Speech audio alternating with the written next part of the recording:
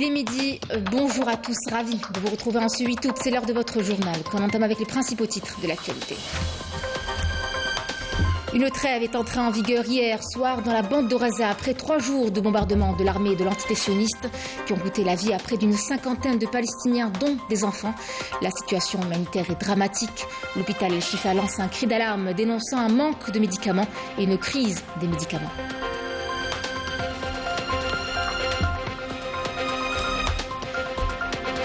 Au Maroc, les manifestations se poursuivent en s'intensifiant. Les Marocains n'ont pas fini de dire leur dernier mot face à l'injustice et l'indifférence dont font preuve les autorités.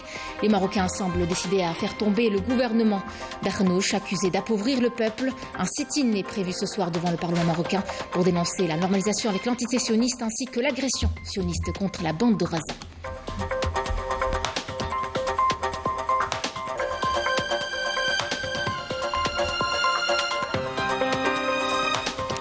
Nous célébrons aujourd'hui Ashura, le 10e jour de Muharram, une journée chômée payée importante dans le calendrier de l'Hégire 1444, une fête religieuse synonyme de solidarité et de partage. Et c'est autour de ces valeurs que se réunissent les familles du côté de Béchar, à l'instar des autres régions du pays.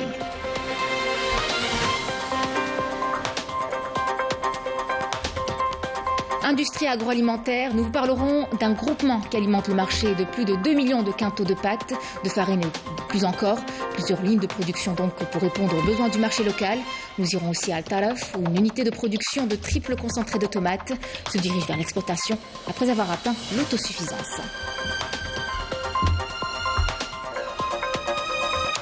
Mesdames, Messieurs, bienvenue. Une trêve est entrée en vigueur hier soir dans la bande de Gaza après 3 jours de bombardement de l'armée de l'entité sioniste qui ont coûté la vie à des dizaines de Palestiniens, dont des enfants. Une trêve obtenue grâce à la médiation de l'Égypte. Il est à préciser que le Conseil de sécurité de l'ONU se réunit aujourd'hui, ce lundi, pour examiner ces agressions de l'entité sioniste. L'autorité palestinienne a quant à elle exigé du Conseil de sécurité de l'ONU d'assumer sa responsabilité pour que ces attaques cessent et d'assurer la sécurité et la protection du peuple palestinien innocent.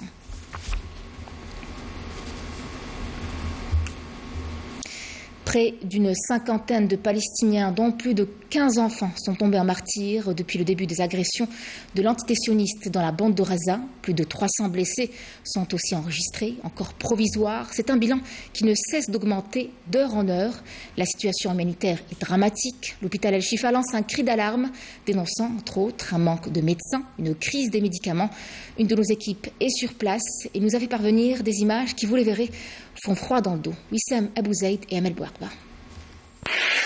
Nouvelle nuit d'horreur dans la bande de Gaza. Ce nouveau raid mené par l'occupant sioniste a été filmé par les caméras de la télévision algérienne alors qu'il ciblait des Palestiniens désarmés, dont des enfants et des personnes âgées, dans la ville de Rafah, au sud de la bande de Gaza. Les victimes sont restées pendant des heures sous les décombres.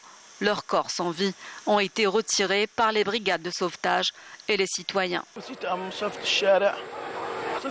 J'allais rentrer chez moi et j'ai été surpris par le bombardement sioniste. Je ne savais plus quoi faire tellement la scène était apocalyptique. J'ai emmené mon fils. Et on passe à ce communiqué du ministère des Affaires étrangères et de la communauté nationale étrangère. L'Algérie a pris note avec satisfaction de la tenue du 1er au 5 août dernier de la 2e réunion décisionnelle de haut niveau à laquelle ont pris part le gouvernement de la République du Mali et tous les mouvements signataires de l'accord pour la paix et la réconciliation au Mali issu du processus d'Alger. Elle salue l'engagement des hautes autorités maliennes et des hauts dirigeants des mouvements signataires tels que démontrés et renouvelés à l'occasion de cette réunion décisionnelle d'œuvrer au succès du processus de mise en œuvre de cet accord. En sa qualité de pays voisin du Mali, le chef de file de la médiation internationale et de président du comité de suivi de l'accord, l'Algérie exprime son appréciation pour les décisions auxquelles a abouti cette réunion sur l'importante question du désarmement, démobilisation et réintégration des combattants de la chaîne de commandement ainsi que sur les questions institutionnelles et constitutionnelles.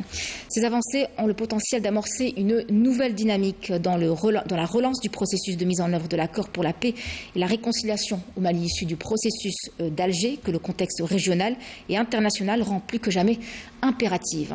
Au titre des responsabilités qu'elle assume au nom de la communauté internationale à l'égard du pays frère et voisin qu'est le Mali, l'Algérie tient à réitérer son entière disponibilité à soutenir les efforts que les parties maliennes déploient solidairement pour accélérer le processus de mise en œuvre de l'accord pour la paix et la réconciliation au Mali, issu du processus d'Alger en tant que composante essentielle de la transition en cours.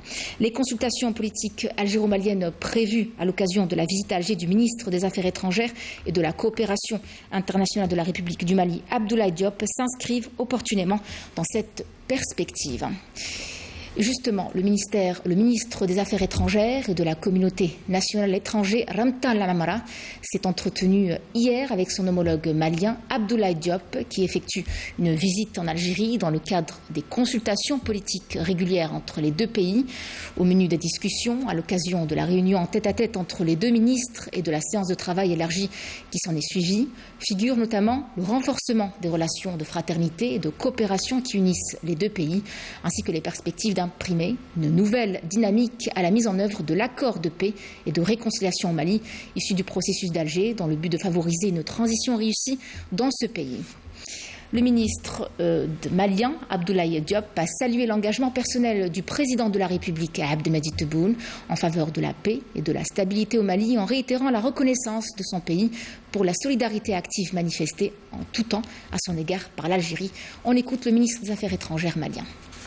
Le président Tebboune, qui a réaffirmé l'attachement de la République algérienne démocratique et populaire à l'unité, à l'intégrité territoriale du Mali et aussi à l'importance pour les parties maliennes d'avancer plus vite et plus en profondeur par rapport à l'application de l'accord pour la paix et la réconciliation issu du processus d'Alger, qui est d'abord dans l'intérêt des Maliens eux-mêmes. Je crois que son analyse de la situation est appréciée et partagée par les Maliens. Je vous en parlais tout à l'heure, les Palestiniens subissent les pires exactions de la colonisation et en parallèle, le régime de Marzane multiplie les accords avec les dirigeants de l'entité sioniste. Plusieurs visites de ministres de l'occupant ont eu lieu ces derniers mois, scellant une normalisation dénoncée par la population. Les Marocains estiment qu'il s'agit d'un nouveau coup de poignard dans le dos des Palestiniens. Nakhla Larbi. Alors que l'agression de l'entité sioniste sur la bande de Gaza, qui a fait des dizaines de morts, dont des enfants, est vivement condamnée par l'Algérie, le Maroc continue à œuvrer au renforcement de ses relations avec l'entité sioniste et n'a jusque-là pas condamné cette agression. Ce qui a fait réagir le président de l'Observatoire marocain contre la normalisation, lequel a traité le ministre marocain des Affaires étrangères, Nasser Bourita, d'être plus sioniste que les sionistes. Bourita qui a déclaré dans un communiqué qu'en chaque sioniste coule du sang marocain et appelé au passage ses compatriotes à ne pas être plus palestiniens que les Palestiniens. Pour le président de l'Observatoire, il s'agit d'un communiqué de la honte et Bourita doit partir. Le Maroc et le Makhzen ne font que s'enfoncer, notamment depuis la normalisation avec l'entité sioniste, la série de visites successives de plusieurs hauts responsables sionistes et la signature de plusieurs accords de coopération avec ce dernier. Les observateurs parlent d'une véritable invasion sioniste du pays voisin, d'autant que Rabat est en passe d'accueillir en grande pompe le premier ministre de l'entité sioniste qui va s'y rendre pour la première fois et pour une mission bien précise. Pour rappel, en avril dernier, suite aux différentes incursions de l'armée sioniste sur l'esplanade des mosquées et les attaques répétées sur la mosquée Al-Aqsa, l'Algérie n'a pas manqué de relever et de dénoncer l'inaction, voire la passivité du comité El-Quds, chargé de veiller sur les lieux saints, présidé par Mohamed VI, lequel comité ne s'est réuni que 2 fois depuis sa création en 1975. La dernière réunion du groupe censée contrer les crimes sionistes remontant à 2014. La cause palestinienne reste une priorité nationale pour l'Algérie et l'un des principaux sujets de discorde avec le Makhzen qui a fini de perdre toute crédibilité auprès des Marocains qui n'ont de cesse de dénoncer la normalisation avec l'entité sioniste. Les Marocains organisent d'ailleurs ce soir un sit-in devant le Parlement pour dénoncer cette normalisation. Ils comptent également dénoncer l'agression sioniste contre la bande de Gaza. Et en solidarité avec le peuple palestinien, cette manifestation sera l'occasion de pointer du doigt l'obstination du Makhzen à poursuivre sa politique de normalisation en dépit du refus populaire. C'est une mobilisation à laquelle a appelé le Front marocain de soutien à la Palestine. L'ébullition au Maroc concerne également la qualité de vie et les conditions exécrables des manifestations légitimes réprimées dans la violence par le Makhzen, mais pas seulement. Les autorités marocaines font souvent usage de torture, une longue tradition perpétuée dans les geôles du pays. Mejda Djahmouna. Les manifestations se poursuivent au Maroc sans pour autant que la colère du peuple marocain ne diminue face à un régime criminel qui fait la sourde oreille devant les revendications légitimes des citoyens. Un peuple qui se sent délaissé par un régime agonisant.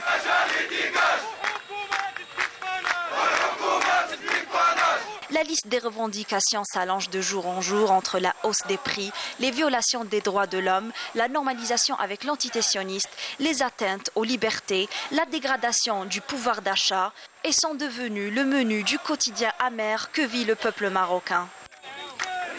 Pire encore, quand des témoignages accablants montrent une fois de plus l'impasse dans laquelle se trouve le régime dictatorial et tortionnaire marocain. Ali Arras, un Belge d'origine marocaine, arrêté en 2008 par les autorités espagnoles suite à la demande du Makhzen, accusé de trafic d'armes pour un réseau terroriste et est extradé au Maroc pour y être emprisonné 12 ans, torturé, humilié et privé de liberté. Ils vous humilient, ils vous insultent, ils vous crachent dessus. Des coups de pied, des coups de poing, en me disant « dis-nous où tu as caché ces armes ». Et le téléphone qui sonnait tout le temps chez ce commandant, qui lui disait « ne revenez pas sans les armes ». Le commandant, il lui disait « oui, monsieur, oui, ok, oui, Sidi, j'ai été torturé, j'ai été maltraité, je ne peux même pas me mettre debout. Non, monsieur, ici on ne torture pas, ici on ne torture pas, ici au Maroc on ne torture pas. Arrêtez votre version, arrêtez vos mensonges. » Maltraité, torturé. Filmée en 2012, cette vidéo n'a surgi qu'en 2015 et montre clairement l'injustice du Makhzen, un régime au bord de la faillite, s'il n'est pas déjà en pleine faillite politique. Cette vidéo-là, elle a été faite en 2012, elle n'a surgi qu'en 2015. C'était très dur à faire dévoiler la visite en 2012 par le rapporteur spécial des Nations Unies contre la torture avec son médecin légiste. Ils ont découvert des traces, des brûlures. Tout cela a été approuvé par le rapporteur spécial Juan Mendez qui a fait son rapport. Et à partir de là, les représailles commencent et se sont acharnées contre moi. Je suis un survivant. Oui, je suis un survivant de toutes ces tortures.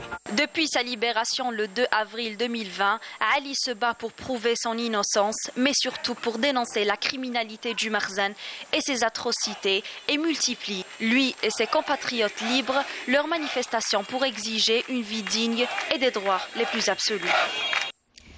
Et on revient chez nous en Algérie où nous célébrons aujourd'hui Ashura, le 10e jour de Muharram, une journée chômée payée importante dans le calendrier de l'Hégire 1444, une fête religieuse synonyme de solidarité et de partage.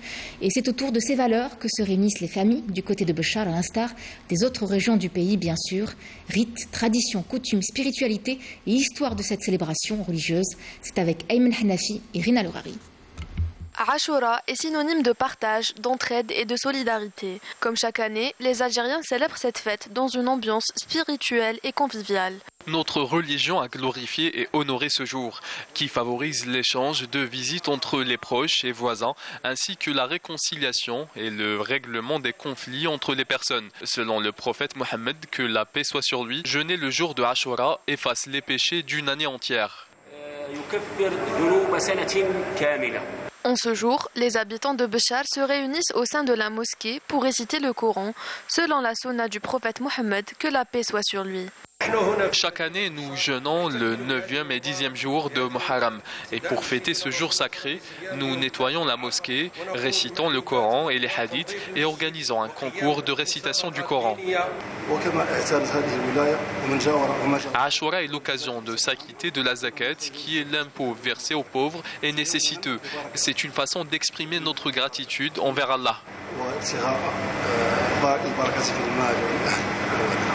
Toutes les régions du pays fêtent Ashura dans une ambiance empreinte de spiritualité et de solidarité, marquant ainsi leur attachement aux traditions et coutumes liées à cette fête religieuse. Nous allons à présent vous parler d'un groupement spécialisé dans l'agroalimentaire basé un peu partout en Algérie. Il s'agit d'un groupement qui alimente le marché de plus de 2 millions de quintaux de pâtes, de farine et plus encore. Plusieurs lignes de production donc. De quoi répondre aux besoins du marché local en produits de large consommation. Abdelaziz Alim et Walid Youssi. Grâce à leurs efforts, Les entreprises agro-industrielles, à leur tête le groupe Agrodiv, sont parvenues à booster considérablement la croissance de l'industrie de transformation qui a atteint près de 62% en 2021. Le groupe en question met sur le marché une large gamme de produits destinés à la grande consommation. Cela va du café à la semoule en passant par l'huile, avec pour seul mot d'ordre la qualité. Notre groupe est constitué de 9 filiales, dont 7 dédiées à la production de semoule, de farine et de pâtes, une filiale pour les huiles et une autre pour la commercialisation. Je suis technicien supérieur dans la transformation de céréales, diplômé d'un institut spécialisé dans l'agroalimentaire.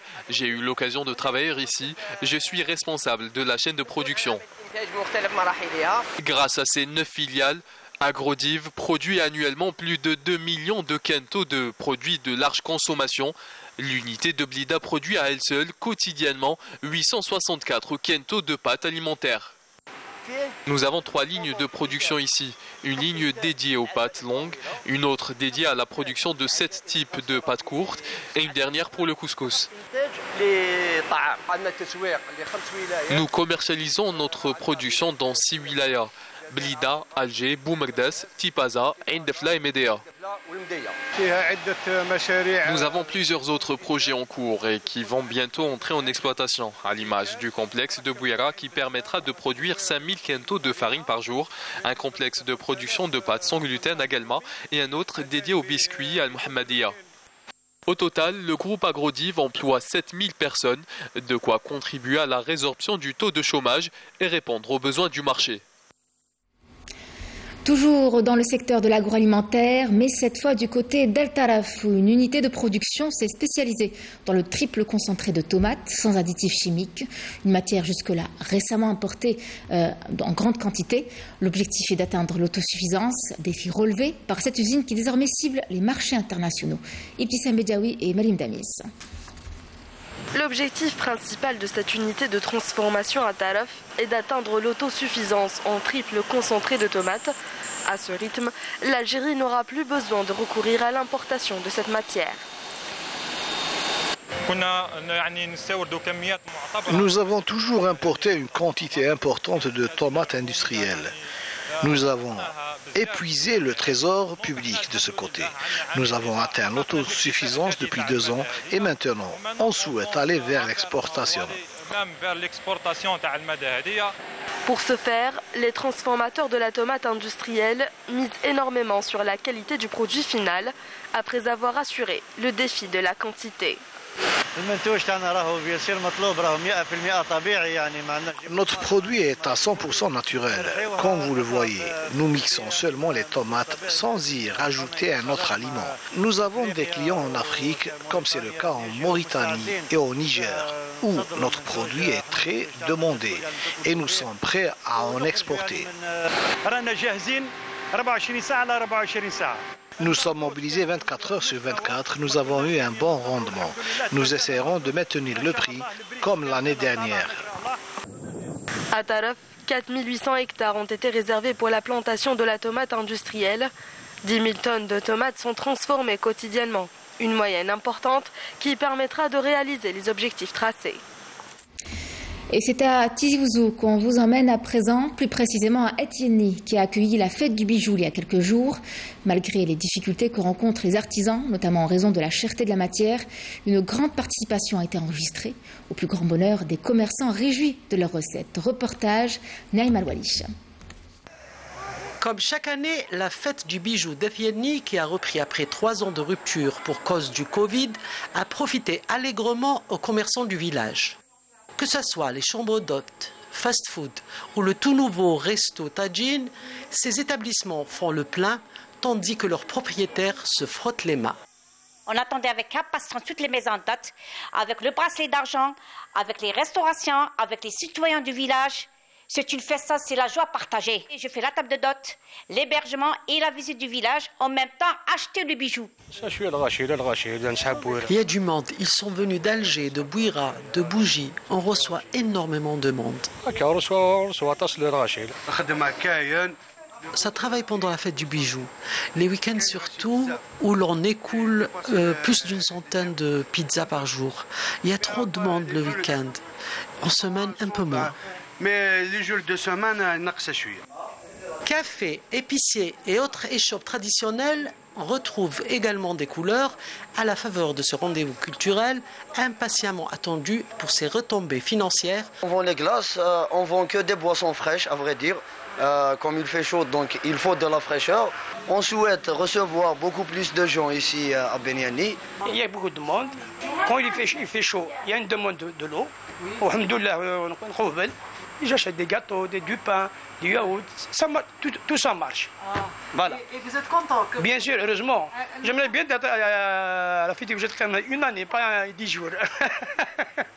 On vend mieux qu'avant. La relance de cette édition a été vraiment très difficile, mais avec du courage et de la volonté, on a pu quand même relancer l'édition, ainsi qu'à recevoir énormément de gens de Gathiyane, marhaba yiswoun. Au-delà de son caractère culturel et commercial, la fête du bijou est une occasion inouïe pour les artisans et autres commerçants de voir bondir leur chiffre d'affaires dans cette région montagneuse où règne toute l'année le silence et le calme plat. Et avant de vous quitter, petit tour à l'est du pays, dans l'une des plus anciennes piscines de la wilaya de Constantine, qui date de 1872. Le bain de Sidi Msid fait aujourd'hui le bonheur des habitants de la région. Amina Batouche et Yanis Abdelkassem. Ouverte depuis 1872, la piscine de Ain Sidi Msid, rénovée depuis peu, fait le bonheur des enfants de la wilaya de Constantine. Nous avons un programme de colonie de vacances très riche. C'est un très bel endroit et les enfants sont contents.